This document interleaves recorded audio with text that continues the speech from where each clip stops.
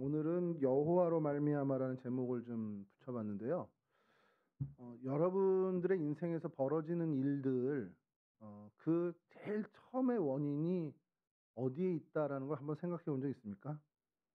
오늘 나에게 벌어진 일, 여러분들 좋은 일이건 아니면 좀 기분이 상한 일이건, 그러니까 부정적이든 긍정적이든 그 일이 뭔가 원인이 있으니까 생겨나잖아요. 친구랑 싸웠다.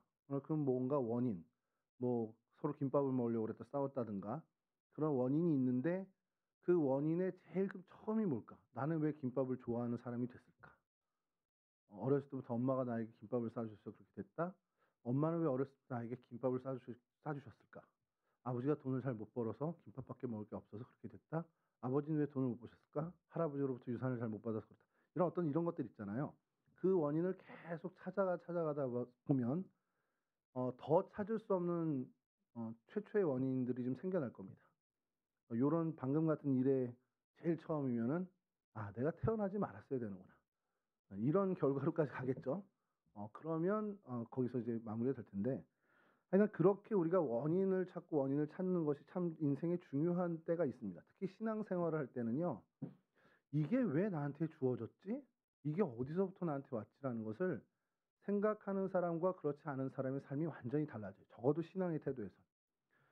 여러분 반지의 제왕이라는 영화로 더 잘 아시죠, 여러분? 영화로. 근데 원래 그게 소설인데 그 소설을 쓴 사람이 기독교적 세계관에서 이 소설을 쓴 거를 혹시 아십니까? 굉장히 기독교적인 세계관이에요.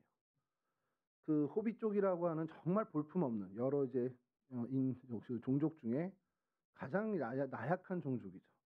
근데 거기에 또 가장 나약한 어떤 가정에 있는 사람이 그 주인공이 그 반지를 얻게 됩니다. 돌키는 그 얘기를 하고 싶은 거예요. 이 반지가 왜 나한테 왔을까?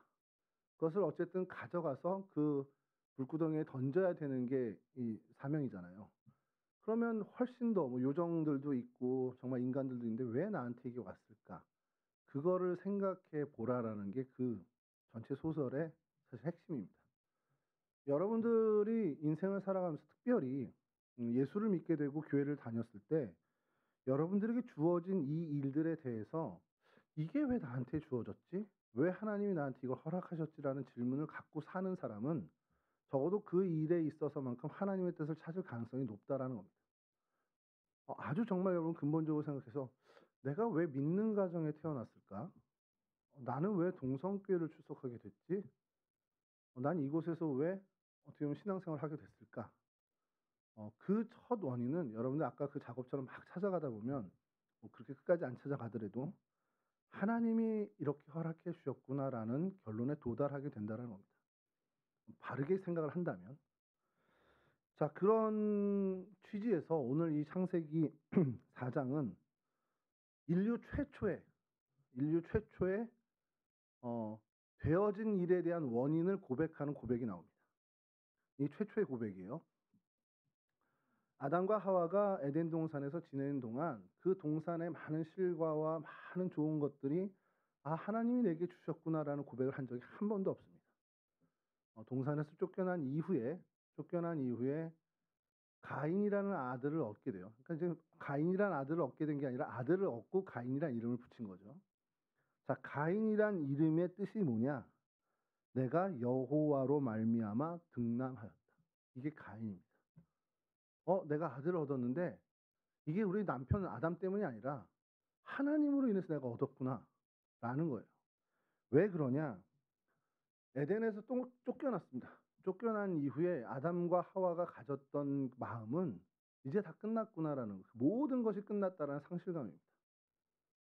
그렇잖아요. 이제 하나님 곁에 있다가 그 좋은 에덴에서 이제 동편 땅으로 넘어가면서 이제는 정말 땅을 일궈야 되고 땀을 흘려야 되고 정말 노동하고 이런 것들을 다 해야 되는 그런 상황. 이 성경학자들은 이 가인 이전에 혹시 하와가 출산했을 수도 있다는 얘기를 하긴 해요. 근데 그게 별로 성경에 기록이 안 됐다는 의미는 의미 없을 수도 있고 어쨌든 이 하와의 입으로 처음 고백한 내가 하나님으로 말미암아 이 일을 이뤘구나라는 것을 고백한 의미가 있는 아들이라는 겁니다. 왜 그런 얘기를 하냐면 약간 격가지지만 가인이 이제 오늘 이 사건 이후에 하나님으로부터 이제 쫓겨나게 될 때, 아, 나 하나님 여기서 쫓겨나면 저 많은 사람들이 나를 어떻게 죽일 수도 있는 거잖아요. 라고 이제 걱정을 토로하는 장면이 나옵니다. 이제 그때, 아담과 하와의 큰아들이면 사람이 어딨어? 이렇게 할 수 있잖아요. 그래서 이제 성경학자들이 연구하고 연구한 끝에 이 가인이 첫 번째 아들이 아닐 수도 있다라는 거예요. 이 하와가 해산하는 고통을 그전에도 가졌을 수 있다라는 겁니다. 근데 이 가인의 이 출생이 의미가 있는 것은 하와의 고백이라는 거죠. 아, 여호와로 말미암아 내가 등남했구나. 여하튼 그건 이제 나중에 우리 한번 성경 공부할 때 하고요. 자, 근데 이런 상황에서 하나님으로부터 말미암아 내가 아들을 낳았다. 그러면서 이 아담과 하와에게 어떤 생각이 드냐?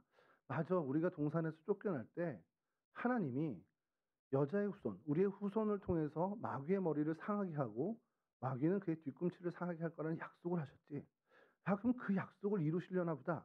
라는 이제 기대감, 회복의 기대를 갖게 됐다라는 겁니다. 그러니까 이 아들의 출생은 어마어마했던 거예요. 이 부모의 온통 기대가 다 거기에 담겨 있죠. 아, 하나님의 약속이 이루어질려나 보다. 이런 기대감을 갖고 이 아들을 출생하게 됐고, 그래서 이름을 여호와로 말미암아 등남하게 되었다라는 이름을 붙이게 된 겁니다. 자, 그렇게 기대를 갖고 자라난 아들이 가인이라는 아들이 그 기대에 잘 걸맞게 컸느냐? 오늘 뭐 결과지만 오늘 나온 것으로 봐선 그 기대와는 정반대로 자라난 걸 보게 됩니다. 마귀의 어떤 원수, 마귀의 어떤 그 계략을 물리치는 그러한 어떻게 보면 의의 도구가 될 줄 알고 기대했는데 오히려 마귀의 친구처럼 돼버린 그러한 모습을 보이게 되죠. 자, 그런데 어쨌든 이 가인이 그렇게 자라났고 그 동생 아벨도 자라났습니다. 자, 근데 이 둘의 관계가 부모의 기대처럼 좀 좋은 관계로 그렇게 자라나면 좋을 텐데 그러지 못하고 뭔가 관계가 이제 헝클어진, 관계가 깨어진 그런 상태를 보이게 되죠. 자, 그게 여러분 제물을 하나님께 드렸는데 아벨의 제사만 하나님이 연락하시고 가인의 제사를 연락하지 않았다. 단순히 그 한 사건 때문에 아벨을 죽였다. 이건 굉장히 너무 거기 하나의 그 한 줄에 담아내기에는 그 앞뒤 상황의 모든 것들이 참 함축되어 있다라고 우리가 봐야 된다는 겁니다. 평상시에 그들의 관계가 정말 선하고 아름다운 관계였다면 그 제사 문제 때문에 그러니까 가인이 동생을 죽였다. 이거는 정말 너무 무리가 된다는 거죠. 그들의 관계가 그 이전에도 계속해서 손상이 되어져 왔고 결국에는 회복할 수 없을 만큼의 관계로 치닫기 때문에 이 제사의 문제로 인해서 결국 살인까지 저지르게 되었다는 것이죠. 여러분, 이 일이 왜 인류사에게 굉장히 큰 어떻게 보면은 아픔이 되냐면 사람이 태어나서 죽잖아요. 아담과 하와도 죽었죠. 자, 인류의 죽음, 그러니까 인류의 출생은 뭐 둘째치고 인류의 죽음, 첫 번째 죽음이 자연사가 아니라 살인이었어요. 살해입니다, 살해. 이건 굉장히 큰 의미를 갖는 거죠. 사람이 태어나서 죽는 것이 정해진 건데 태어나서 죽는 것의 그 첫 번째 죽음, 뭐 첫 번째 출생에 태어난 게 아니라 첫 번째 죽음이 자연사가 아닌 살해로 인한 살인에 의한 죽음이었다라는 것이 인류에게 참 많은 아픔이 될 수밖에 없는 겁니다. 그런 비극적인 사건의 주범이 바로 가인이었다라는 거죠. 하나님으로 말미암아 등남하였다라는 고백을 얻고 태어난 그 가인. 왜 이게 우리가 좀 주목해야 되냐면 저와 여러분들은 뭐 부모님뿐만 아니라 우리 주변의 많은 이들로부터 기대감을 갖고 살아가는 사람입니다. 한번 좌우를 좀 쳐다봐 주시죠. 서로 기대하고 있죠. 순간 마음이 난 너한테 기대하는 거 하나도 없어. 그런 눈빛으로 절 쳐다보는 것 같아서. 자, 우리가 서로를 기대하는 것뿐만 아니라 우리 가족도 우리 주변의 사람들이 우리 각자에게 기대하는 게 참 많습니다. 그 기대하는 게 여지없이 무너질 수 있다라는 것 우리 또 알죠. 잘 알죠. 가인처럼 무너질 수 있다는 것. 그렇다면 가인이 왜 무너졌지라는 원인을 우리가 좀 찾아보면 적어도 우리가 그 실수를 반복하지 않을 가능성이 높아질 수 있다는 겁니다. 가인이 왜 이 부모의 기대에 져버리고 그런 삶을 살았을까? 자, 그것에 대한 그냥 정답부터 성경에서 이야기하는 정답부터 말씀드리면 히브리서 11장 4절에 핵심이 나옵니다. 요거는 좀 한번 찾아보시겠어요, 여러분? 일부러 여기 띄우진 않았는데 여러분 성경 어플 아니면 성경책 좋습니다. 히브리서 11장 4절 말씀을 좀 제일 먼저 찾으신 분이 좀 읽어주시죠.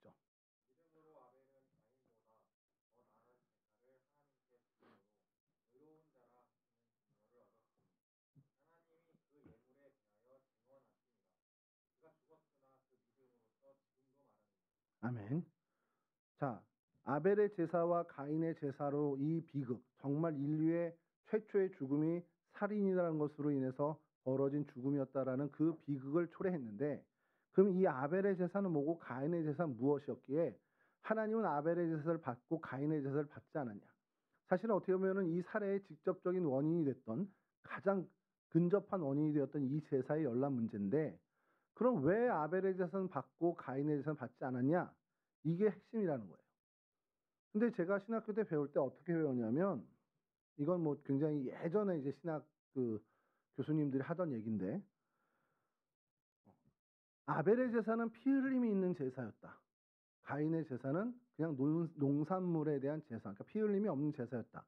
그래서 피 흘림이 있는 아벨의 제사만 받았다라고 얘기를 하는 경우가 있는데, 그렇게 된다면 하나님이 정말 그럼 농산물은 싫어하고 고기만 좋아하시냐? 이렇게 반문할 수가 있단 말이에요. 그럼 뭐 저희 아들하고 뭐가 달라? 우리 아들은 막 고기만 먹지. 채소나 나물은 잘 안 먹으니까. 그런 차원이 아니라 만약에 정말 그렇다면 하나님이 농산물을 제사로서는 별로 타당한 제사의 제물로서 타당한 게 아니라고 그런다면 우리 레위기에 나오는 고운 가루 이런 어떤 제사는 그럼 사실 무효가 되냐라고 얘기할 수밖에 없다는 그러니까 그거가 좀 약하단 말이에요. 사실 그래서 뭐 피 흘림이 있다 없다 그게 의미 없는 건 아니지만 피 흘림이 있는 제사가 더 하나님께 연락되는 제사를 맞긴 하지만 결정적인 이유는 아니었을 거라는 겁니다.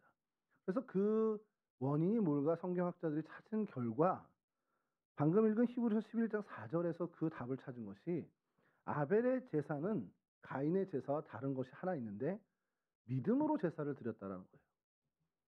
그러니까 가인의 제사에 대해서 믿음으로라는 것이 믿음이 빠진 것이라고 성경학자들은 이제 공통되게 얘기합니다. 자, 그럼 그 믿음이 뭘까? 믿음이 뭘까?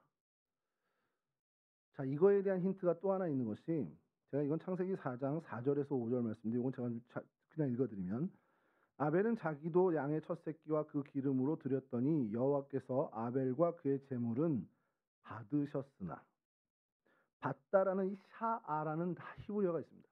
우리말로는 이게 받다라는 뜻으로 쓰였는데 이게 원래 그 원형의 뜻은 응시하다, 주목하다, 주시하다, 조사하다라는 뜻을 갖고 있습니다. 그러니까 면밀하게 살핀다라는 뜻이에요. 하나님이 아벨의 제사를 받았다. 이게 원래 그 원형의 뜻은 아벨의 제사뿐만 아니라 그 아벨을 면밀하게 살펴봤다라는 겁니다. 그럼 면밀하게 살펴봐서 이 제사 내가 받을 수 있겠구나 결과를 냈다라는 거겠죠. 그럼 뭘 면밀하게 살폈겠습니까?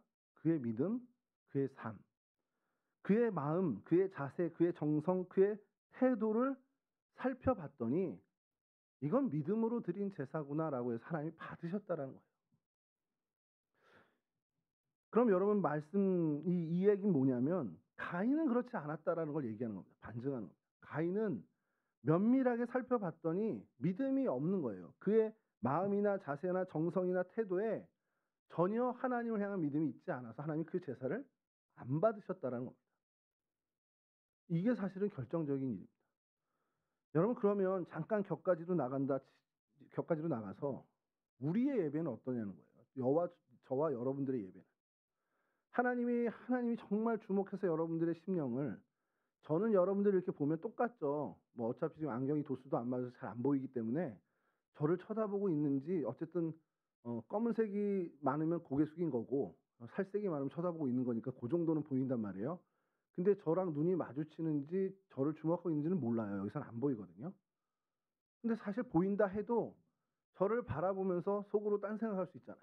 정신승리하듯이 안 들려 이러면서 할 수 있는데 여하튼 여러분들의 마음을 살필 수 있는 하나님이시기 때문에 여러분들의 마음이 정말 하나님이 그 조사하고 면밀히 살피는 그 하나님의 불꽃 같은 그 감찰하시는 눈에 얘네들은 정말 믿음으로 예배를 드리고 있구나. 이들의 정성과 마음과 태도가 내 마음에 합하다라고 하는 평가를 받을 수 있냐라는 거예요. 사실 우리는 거기에 어떻게 보면 굉장히 중요한 생명까지는 아니더라도 우리가 정말 거기에 중요하게 생각하고 그것에 집중해야 된다는 겁니다. 그냥 와 앉아서 예배드리고 간다. 솔직히 요즘 같은 경우는 주일 이 시간에 여기 와 계신 것도 저는 기특해요. 참 감사합니다. 놀러 갈 만하고 이제 보면 입춘도 됐겠다. 나들이 가자 할 수도 있지만 그 모든 것들을 저버리고 이 자리에 앉아 계신 것만도 사실 기특한데 그래도 어차피 온 거면 하나님께 연락되는 예배를 드리는 게 맞다라는 겁니다.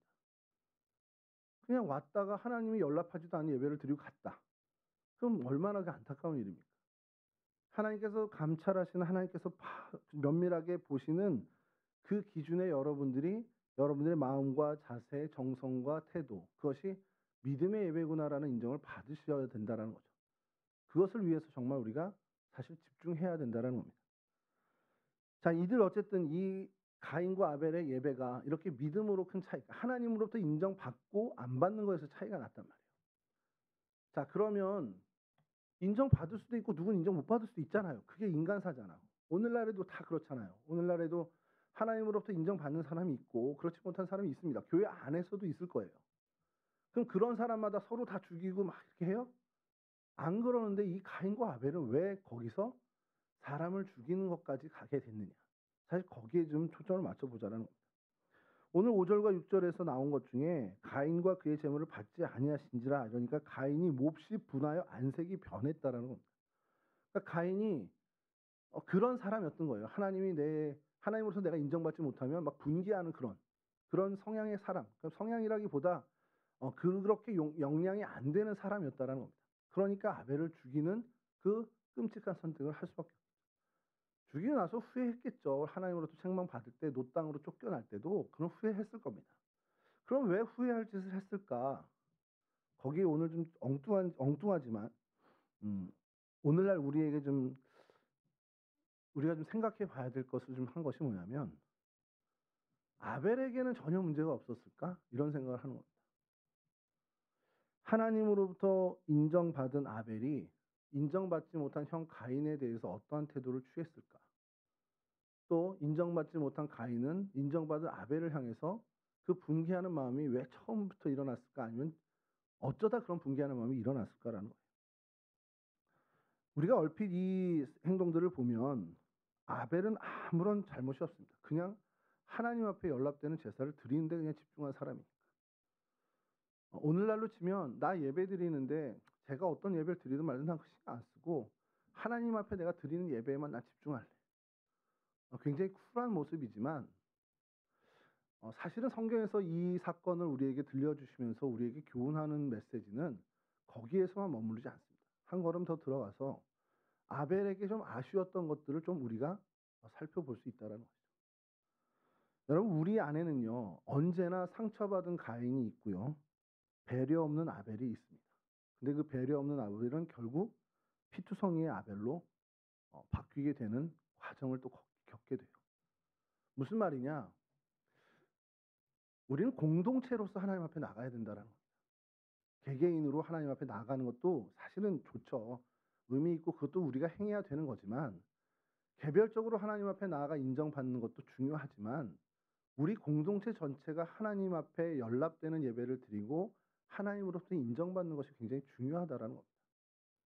가인과 아벨이 따로 하나님 앞에 여호와께 제물 양의 기름으로 양의 고기로 그리고 농산물로 제물을 드리는 것도 틀린 건 아니지만 아쉬운 것은 그들이 한 공동체를 이뤄서 형제로서 함께 하나님 앞에 연락되는 예배를 드렸다면 하는 아쉬움이 남는다는 것이죠. 우리가 오늘 이 가인과 아벨의 사건을 보면서 깨달아야 되는 것은 여러 가지가 있겠죠. 전통적으로 우리가 깨닫는 것은 내가 하나님 앞에 예배의 자세를 정말 믿음으로 잘 드려야 되겠다라는 것을 깨닫는 것. 그것이 제일 중요한 것이긴 하지만 그것만으로 머무는 것이 아니라 한 걸음 더 나아가서 우리가 정말 공동체로서 우리 모두가 함께 하나님으로부터 인정받고 하나님께 어떻게 보면 드릴 수 있는 예배를 함께 드리는 것을 도모하는 것. 그것에 대해서도 우리가 수고의 땀을 흘리는 것이 좋지 않겠냐라는 그러한 깨달음을 갖는 것이 중요하다는 겁니다. 그러기 위해서는 어떻게 해야 되겠습니까? 나는 원래 예배 잘 드려. 뭐 그럴 수 있죠. 신앙의 훈련을 어렸을 때 잘 받아와서 야, 난 예배 드리는 거 하나 어렵지도 않아. 그리고 난 찬양하는 게 너무 좋아. 난 말씀 듣는 게 너무 좋아.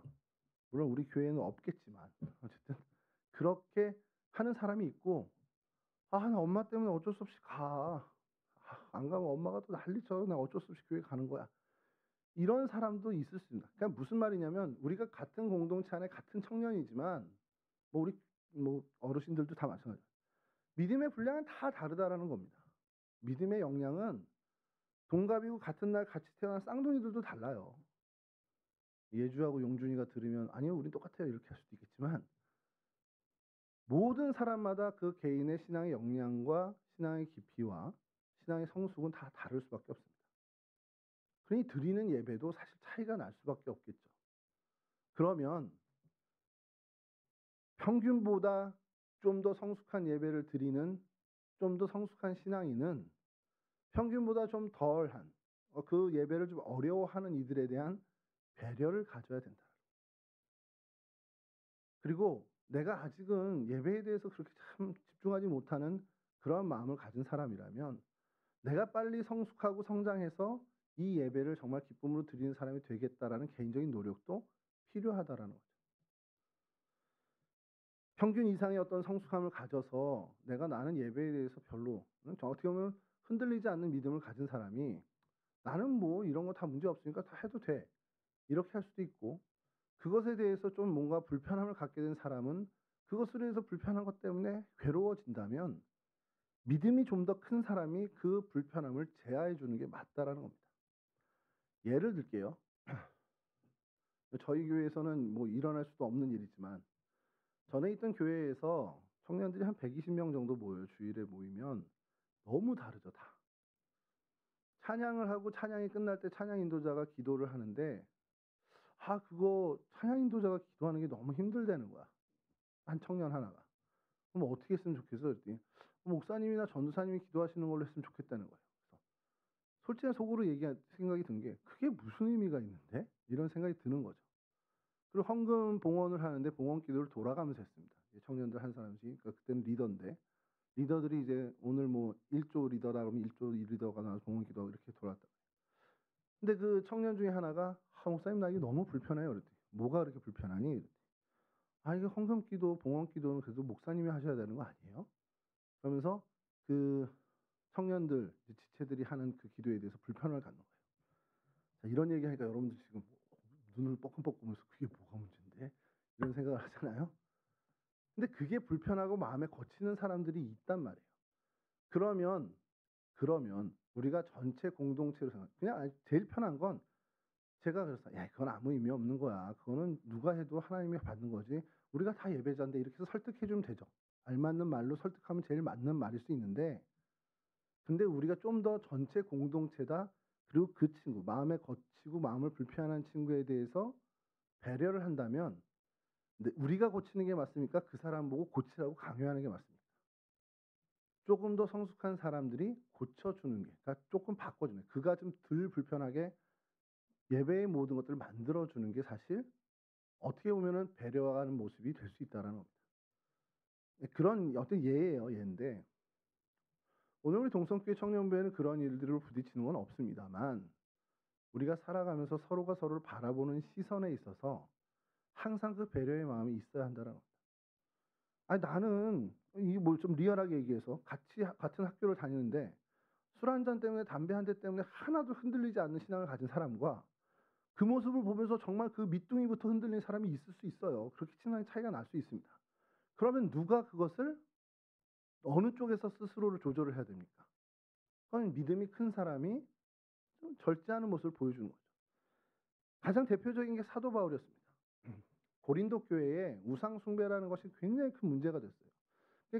교회 안에서도 이 고기를 먹어야 되냐 말아야 되냐에서 막 의견이 분분했습니다. 왜 그러냐면 당시에 고린도 교회가 속했던 고린도라는 도시에 고기 유통은 이미 한 번 다 신전을 거쳤다 나오는 거예요. 그러니까 도살을 하고 그 고기들이 신전에 가서, 우상 신전이죠. 신전에 가서 한번 들여진 바 되고 난 다음에 유통이 되는 겁니다. 그러니까 이게 우상에게 바쳐졌던 고기다라고 생각하는 거죠. 고린도 교회 사람들. 그럼 우린 고기를 안 먹어야 되는 거 아니야? 우상에게 바쳐졌던 고기인데? 그렇게 생각하는 사람들이 있고, 정말 믿음이 강한 사람들은 그게 무슨 의미가 있냐? 다 하나님께 감사함으로 먹으면 되는 거지.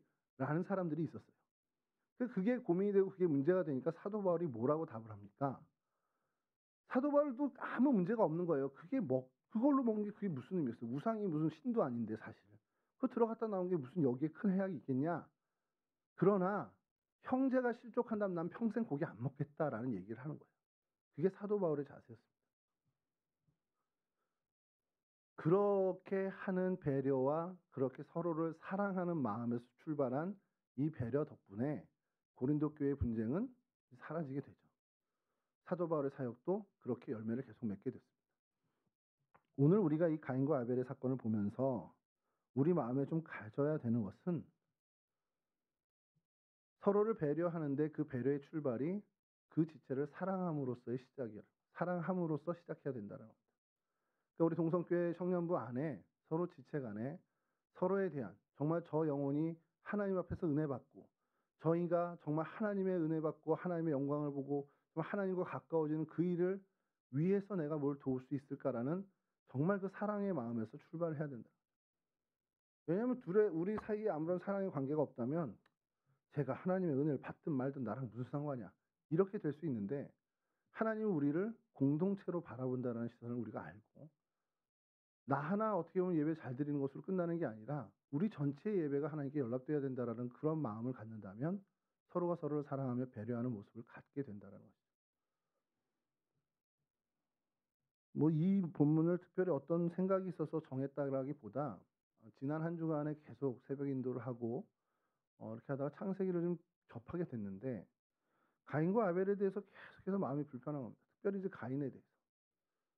아벨이야 사실 그렇게 돼서 하나님이 믿음으로 구원을 주셨겠지만 가인은 이후에 어떻게 행보를 보이냐면 노 땅으로 추방을 당하고 나서 거기서 하나님 앞에 회개하는 삶을 살았으면 참 좋을 텐데 그도 못했어요. 에녹이라고 아들을 낳고는 에녹성을 건축합니다. 그 성을 건축하면 거기에 하나님이 안 들어오실 거라고 생각했는지 자기 아성을 건축하는 것으로 그의 인생이 끝납니다. 그게 너무 안타까운 거예요. 여호와로 말미암아 얻게 된 축복의 아들이었는데 어떻게 그런 비극적인 삶으로 인생을 마감하느냐. 그게 너무 안타까운 겁니다. 그러면서 제 친구들이 생각났습니다. 그래서 오늘 말씀을 사실 준비하게 된 건데 제가 중학교, 고등학교 시절 중고등부를 같이 지냈던 제 친구들이 있어요. 친했던 친구들이고 지금 그 중에는 장로가 된 친구들도 있지만 교회와 완전 결별한 친구도 있습니다. 그 친구는 이제 장로님 아들이에요. 그러면서 그런 생각이 드는 겁니다. 언젠간 돌아올 거라고 전 믿고 계속 기도하고 있지만 만약에 그 인생이 거기서 끝난다면 그 책임을 하나님이 목사인 저에게 안 물을까? 이런 생각이 드는 겁니다. 야, 너 좀 더 권면했어야 되는 거 아니야? 야, 우진아, 너 좀 더 걔랑 연락해서 좀 더 네가 강권했어야 되는 거 아니야? 이런 질책을 하시지 않을까라는 생각이 불현듯이 든 겁니다. 지난 주간에. 그러면서 가인과 아벨의 생각들을 보면서 너무 마음이 불편했던 게 그냥 아벨은 죽어버렸으니까 편한데 만약에 아벨이 살아있거나 아니면 다른 살아있는 아담과 하와의 마음은 어땠을까? 가인이 쫓겨나고 그가 하나님과 무관한 생활을 하면서 결국 하나님 앞에서 자기의 아성을 쌓는 애녹성을 쌓는 그 가인의 모습을 보면서 아무런 찔림이 없었을까? 아무런 후회가 없었을까라는 생각을 좀 하게 된 겁니다. 여러분 그러면서 제가 오늘 우리 동성교 공동체 가운데 시선을 돌리면서 드는 생각은 여러분들 각자 하나님과 교제하고 하나님과 씨름하고 하나님께 예배드리고 하는 삶이 참 보기 좋고 아름답고 그렇게 살아갈 겁니다. 근데 하나님이 여러분들에게 기대하는 건 그것만이 아니라는 거죠. 우리 공동체에서 온 지체가 다 하나님 앞에 연락되는 예배를 드리는. 그러니까 하나님은 항상 성경으로 보면 개별의 하나님으로도 나타나셨지만 하나님은 항상 공동체가 뭔가 연관을 하십니다. 이스라엘에게도 공동체로 이스라엘 공동체와 하나님과의 관계를 얘기하시죠. 하나님 우리 동성교회 청년부에게도 보실 때 여러분 각자에 대해서도 하나님이 애쓰시고 또 하나님 만나주시기도 하겠지만 하나님이 또 주목하는 것은 이 청년부 공동체에 대한 이야기. 그러니까 바라는 것은 여러분 이 공동체가 무언가 하자, 뭔가 우리가 행보를 걷자, 우리가 뭔가를 좀 도모하자 할 때 나는 하든 안 하든 뭐 내 신앙은 전혀 문제 없어. 그러고서 그냥 한 걸음 뒤 떨어지지 말고 내가 한 걸음 더 나아가서 내가 적극적으로 같이 이 청년부 공동체의 일을 도우며 도모할 때 누군진 모르지만 나보다 연약한 지체가 있다면 그의 연약한 지체, 그의 신앙이 좀 더 이 일로 인해서 강해지고 더 하나님과 관계가 돈독해질 거라는 믿음을 갖고 우리 공동체 활동과 예배 안에 좀 더 수고의 땀을 흘리고 좀 더 함께하는 그런 정말 하나님이 우리와 함께 하시는 그 임마누엘의 그 정신으로 우리도 우리 지체와 함께하는 그 생각들을 좀 펼쳐나갔으면 좋겠다는 생각이 들더라고요.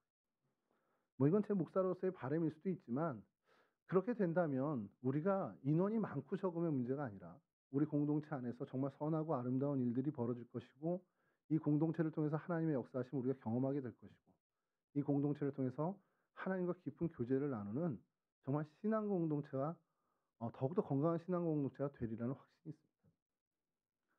말씀 마칠게요. 우리는 아벨일 수도 있고 우리는 가인일 수도 있습니다. 예배의 자리에 나온 아벨일 수도 가인일 수도 있습니다. 만약에 내가 아벨이라면 좀 더 가인에 대한 배려를, 내가 만약에 가인이라면 하나님께 좀 더 집중하고 아벨을 시기하는 것이 아니라 내 수준이 내 신앙의 수준을 높이기 위해서 각고의 노력을 하는 그 결단을 하는 사람들이 되어야 된다는 것이죠.